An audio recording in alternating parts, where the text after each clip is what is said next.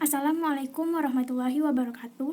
Perkenalkan, nama saya Maudia Dahniar, nomor induk mahasiswa 19011112684. Dalam video ini, saya akan menjawab soal ujian akhir semester genap mata kuliah Perilaku Organisasi B, dosen pengampu Bapak Dedi Kusuma Habibi, SIP MPA.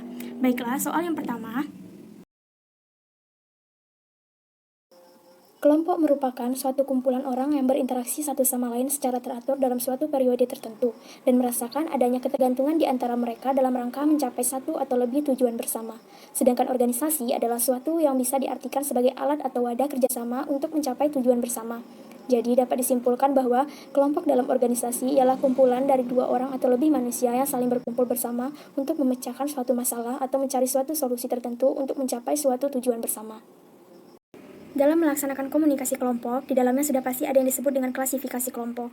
Nah, adapun klasifikasi kelompok tadi, diantaranya yang pertama yaitu ada kelompok primer dan kelompok sekunder. Pembagian ini dikemukakan oleh Charles Harton Cooley, ditandai dengan adanya hubungan emosional, personal dan akrab, menyentuh hati seperti hubungan dengan keluarga, teman sepermainan, dan tetangga sebelah rumah. Sedangkan kelompok sekunder adalah lawan dari kelompok primer, ditandai dengan adanya hubungan yang tidak akrab, tidak personal, dan tidak menyentuh hati seperti organisasi massa, fakultas, serikat buruh, dan lain sebagainya. Yang kedua, ada in-group dan out-group. In-group adalah sekelompok kita, sementara out-group adalah sekelompok mereka. In-group diungkapkan dengan kesetiaan, solidaritas, kesenangan, dan kerjasama. In-group bisa kelompok primer maupun kelompok sekunder. Keluarga kita adalah in-group kelompok primer, sementara fakultas adalah in-group kelompok sekunder. Contoh lain in-group adalah peer group, yaitu teman satu geng, atau lain sebagainya. Untuk membedakan in-group atau out-group, kita membuat batas atau boundaries dengan menentukan siapa saja yang masuk sebagai orang dalam dan siapa yang masuk sebagai orang luar. Batas antara in-group dan out-group dapat berupa batas lokasi geografis, suku bangsa, pandangan atau ideologi, profesi, bahasa, dan status sosial. Yang ketiga, ada kelompok keanggotaan dan kelompok rujukan. Pembagian ini dikemukakan oleh Theodore Newcomb dengan melahirkan istilah membership group dan reference group. Nah, kelompok rujukan diartikan sebagai kelompok yang digunakan sebagai alat ukur atau standar untuk menilai diri sendiri dan untuk membentuk sikap. Yang keempat, ada kelompok deskriptif dan kelompok preskriptif. Kategori deskriptif menunjukkan klasifikasi kelompok dengan melihat proses pembentukannya secara alamiah. Dan kategori preskriptif mengklasifikasikan kelompok menurut langkah-langkah rasional yang harus dilewati oleh anggota kelompok untuk mencapai tujuannya. Membentuk atau bergabung ke dalam kelompok merupakan hal murni dari dalam diri individu.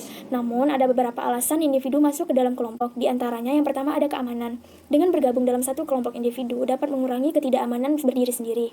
Yang kedua ada status. Tergabung dalam suatu kelompok yang dipandang penting oleh orang lain memberikan pengakuan dan status bagi anggotanya. Yang ketiga ada penghargaan diri. Kelompok dapat memberikan perasaan harga diri bagi para anggotanya. Yang keempat ada pertalian. Kelompok dapat memenuhi kebutuhan sosial anggotanya. Bagi banyak orang, interaksi di tempat kerja merupakan salah satu sumber untuk menjalin pertalian. Yang kelima, ada kekuasaan. Apa yang tidak dapat dicapai secara individual sering menjadi mungkin melalui tindakan kelompok.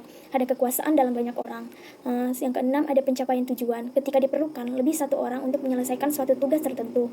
Ada kebutuhan untuk mengumpulkan bakat, pengetahuan, atau kekuatan agar suatu pekerjaan dapat segera terselesaikan. Faktor internal yang pertama ada motivasi. Motivasi yaitu suatu keinginan setiap individu untuk melakukan sesuatu dan menentukan kemampuan dalam bertindak untuk memuaskan kebutuhan individu. Yang kedua ada persepsi. Persepsi merupakan suatu proses di mana individu melakukan pengorganisasian terhadap stimulus yang diterima dan menginterpretasikannya, sehingga seseorang dapat menyadari dan mengerti apa yang dia terima, dan hal ini juga dapat dipengaruhi oleh pengalaman pada individu yang bersangkutan. Yang ketiga ada sikap. Sikap merupakan pernyataan evaluatif baik yang diinginkan maupun yang tidak diinginkan mengenai objek, orang, atau peristiwa berhubungan yang dapat diketahui dengan 3 komponen, yaitu komponen kognitif, afektif, dan perilaku. Yang keempat ada kepribadian. Kepribadian yaitu keseluruhan cara seseorang bereaksi dan berinteraksi dengan individu lain. Kepribadian seseorang dipengaruhi oleh hasil keturunan dan lingkungan. Yang kelima ada pembelajaran. Pembelajaran merupakan suatu peristiwa yang dapat terjadi setiap saat. Jadi, pembelajaran yaitu suatu perubahan perilaku yang relatif permanen yang terjadi setiap saat. Yang keenam ada perilaku kelompok. Perilaku kelompok terdiri dari 2 individu atau lebih yang berinteraksi dan saling ketergantungan, yang saling bergabung untuk mencapai sasaran tertentu. Selanjutnya ada faktor eksternal. Yang pertama ada komunikasi. Komunikasi adalah proses memberi dan menerima informasi sampai pada pemahaman makna. Dikatakan berhasil apabila komunikator menyampaikan pengertian kepada penerima. Yang kedua ada leadership. Leadership atau kepemimpinan adalah kemampuan untuk mempengaruhi sekelompok anggota agar bekerja mencapai tujuan dan sasaran. Kepemimpinan dapat menentukan apakah suatu organisasi mampu mencapai tujuan yang telah ditetapkan. Yang ketiga, ada budaya organisasi. Budaya organisasi adalah salah satu faktor yang mempengaruhi tendensi anggota untuk tetap bersama organisasi dan menjaga loyalitasnya. Budaya organisasi membentuk nilai dan standar yang menuntun perilaku organisasi. Kuat lemahnya budaya suatu organisasi sangat bergantung pada bagaimana anggota mengaplikasikannya pada kehidupan berorganisasi. Budaya sangat berpengaruh terhadap perilaku dalam sebuah organisasi, karena budaya organisasi melibatkan ekspektasi, nilai dan sikap bersama yang dapat memberikan pengaruh pada individu kelompok dan proses organisasi. Budaya organisasi juga sebagai perspektif untuk memahami perilaku individu dan kelompok dalam suatu organisasi. Komunikasi organisasi adalah pengiriman dan penerimaan berbagai pesan organisasi dalam kelompok formal maupun informal. Teori komunikasi adalah satu pandangan dan strategi yang akan membentuk alat dan rangka kerja untuk suatu perkara yang hendak dilaksanakan. Dalam proses komunikasi, teori akan membina bentuk dan kaidah komunikasi yang akan dibuat. Dan berikut ini beberapa teori komunikasi. Yang pertama ada teori sistem sosial. Teori satu ini menyatakan bahwa hubungan antar manusia memungkinkan suatu organisasi dapat bertahan lebih lama daripada orang yang ada di dalamnya. Artinya, walaupun dalam kelompok itu sudah meninggal, kelompok tersebut tetap ada, hanya saja orang di dalamnya digantikan dengan orang yang baru. Selanjutnya, yang kedua ada teori public relation, yaitu upaya yang dilakukan secara terencana dan berkesinambungan secara utuh atau menyeluruh oleh suatu organisasi. Upaya tersebut dilakukan untuk menciptakan serta memelihara niat baik untuk saling mengerti antara organisasi dan khalayaknya. Yang ketiga ada teori kepemimpinan. Teori ini menyebutkan bahwa pemimpin suatu organisasi maupun kelompok merupakan sosok yang penting untuk membantu suatu anggota memenuhi kebutuhan serta mencapai tujuan kelompok atau organisasi secara bersama-sama. Komunikasi merupakan hal yang penting dalam kehidupan berorganisasi. Dengan adanya komunikasi yang baik akan membantu kelancaran organisasi. Demikian pula sebaliknya, komunikasi yang efektif adalah bagian yang penting bagi semua organisasi. Dalam kenyataan yang ada, komunikasi akan muncul dalam setiap proses organisasi. Maka untuk itu, komunikasi yang baik harus selalu dijaga agar tetap stabil, sehingga tidak menimbulkan miscommunication. Selain itu, agar organisasi berhasil, tidak hanya harus menjaga jalur komunikasi terbuka antara manajer, karyawan, pemangku kepentingan, dan masyarakat, tetapi juga harus memiliki strategi untuk memastikan komunikasi yang efektif, konsisten, dan selaras dengan tujuan organisasi. Tentu, ini membutuhkan perencanaan, waktu, dan kemungkinan sedikit investasi, tetapi kelak hasilnya akan sangat besar. Suatu konflik dapat terjadi karena masing-masing pihak atau salah satu pihak merasa dirugikan. Kerugian ini bukan hanya bersifat material, tetapi juga dapat bersifat non-material. Untuk dapat mencegah konflik, maka pertama-tama kita harus tahu fakta-fakta penyebabnya. Di antaranya, yang pertama ada perbedaan pendapat. Suatu konflik dapat terjadi karena perbedaan pendapat, di mana masing-masing pihak merasa dirinya lah yang paling benar. Bila perbedaan pendapat ini cukup tajam, maka akan menimbulkan ketegangan dan sebagainya. Yang kedua ada salah paham. Salah paham juga merupakan salah satu hal yang dapat menimbulkan konflik. Misalnya, tindakan seseorang yang mungkin tujuannya baik, tetapi oleh pihak lain, tindakan tersebut dianggap merugikan. Yang ketiga, ada salah satu pihak atau kedua belah pihak merasa dirugikan. Tindakan salah satu pihak mungkin dianggap merugikan yang lain, atau masing-masing pihak merasa dirugikan oleh pihak yang lain. Sudah tentu seorang yang dirugikan merasa kurang enak hati, kurang simpati, atau malahan benci. Perasaan-perasaan inilah yang menjurus ke arah konflik. Yang keempat, ada perasaan yang terlalu sensitif. Perasaan yang terlalu sensitif mungkin adalah wajar, tetapi oleh pihak lain hal ini dianggap merugikan. Jadi, kalau dilihat dari sudut hukum atau etika yang berlaku, sebenarnya tindakan ini tidak termasuk perbuatan salah. Meskipun demikian, karena pihak lain terlalu sensitif perasaannya, hal ini tetap dianggap merugikan, sehingga dapat menimbulkan konflik. Keempat, konflik tersebut terjadi oleh sebab internal, tetapi sebenarnya konflik dapat terjadi karena faktor-faktor eksternal juga. Sebab eksternal terjadi apabila konflik tersebut dipanasi oleh pihak lain secara sengaja maupun tidak. Hal ini dapat dilakukan dengan jalan mengadu domba antara pihak-pihak yang berkonflik. Tak dapat disangka lagi jika hingga kini kita makin akrab dengan konflik. Namun kini kita tidak perlu lagi merasa takut karena ternyata konflik yang terjadi tidak selamanya membawa akibat buruk sepanjang dapat dikelola dengan baik. Justru dengan adanya konflik akan memancing daya kreasi dan inovasi anggota organisasi, baik secara individu maupun secara kolektif.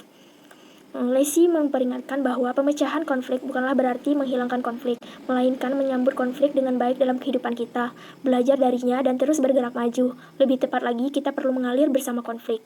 Beberapa pendekatan untuk mengelola konflik yaitu yang pertama ada problem solving. Pendekatan ini disebut juga dengan win-win solution. Dalam model ini, para pelaku bertemu untuk mendiskusikan permasalahan dan isu-isu yang berkaitan dengan konflik.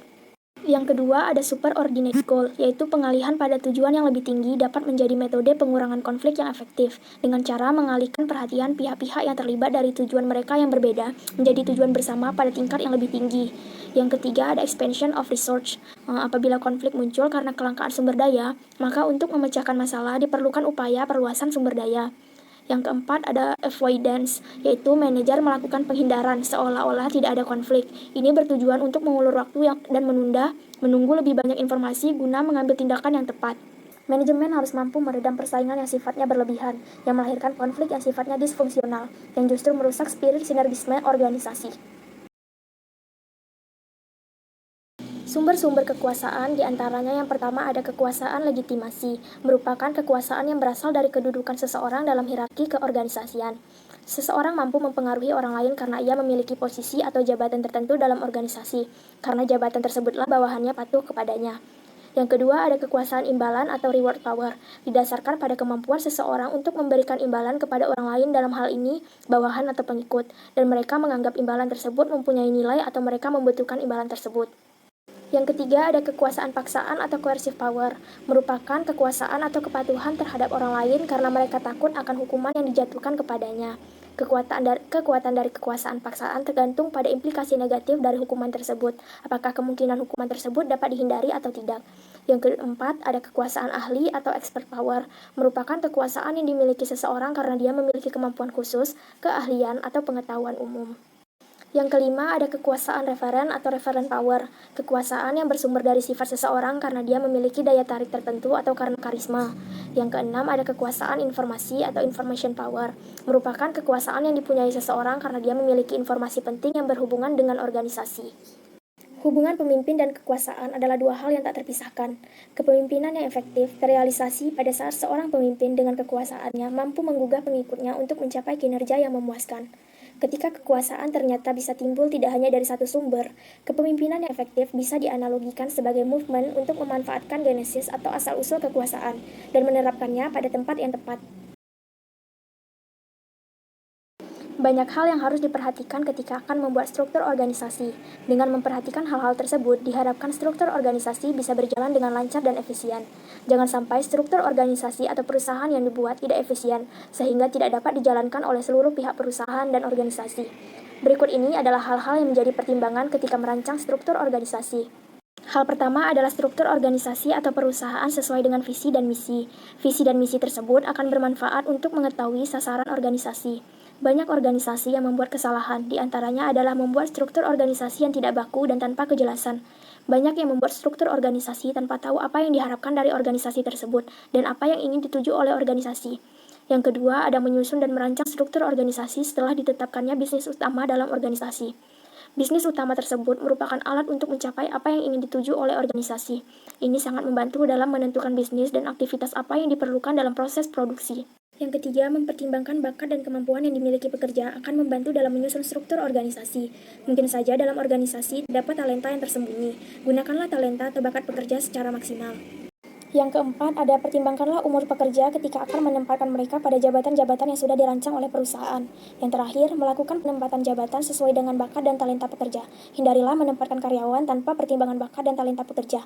Jika hal tersebut dilakukan, kinerja yang dihasilkan akan rendah dan tidak cocok bagi kebanyakan pekerja.